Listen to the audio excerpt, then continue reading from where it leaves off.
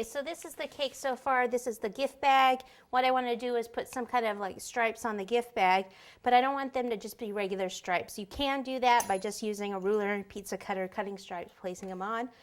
I want to just make it a little different. These are strip cutters here.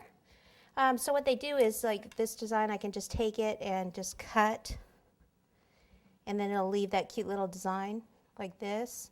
And then you can either cut it straight on this side, or you can go ahead and use it on the other side like this, however wide you wish to do something like that.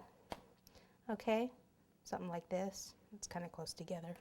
I'm going to actually be using this one right here. They usually come in a set of 4 with different designs. So I'm going to use this one. And then what I need to do is just kind of move it over a little bit. So I'm just going to kind of eyeball it and just cut a whole bunch.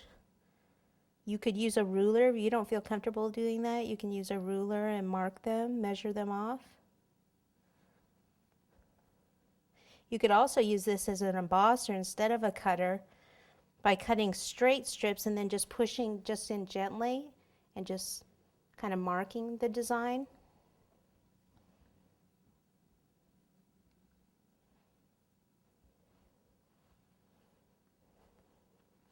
Okay, so I'll need a few more, but what I'll do is I'll cut this straight here. So this one I'm not going to use. This one I will use.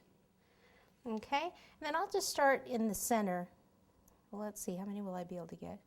I should be able, if I get one in the center here, and then cut this off there, and probably only need 3 on each side.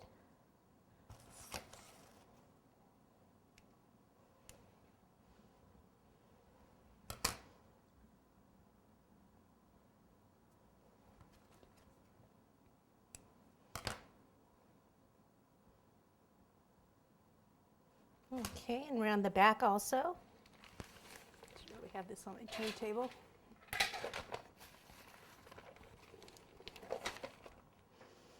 I always start in the middle one because then you, it's easier for you to just eyeball it and see.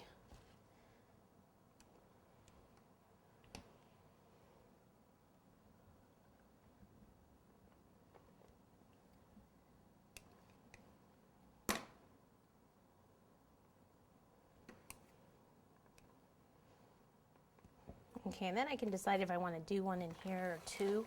Probably just I'll do 2. 1 here and 1 here. So about the same distance apart.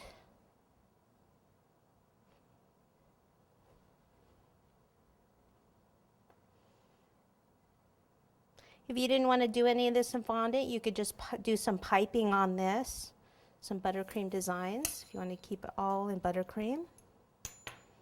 Sometimes it's easier to use do the accents though in the fondant.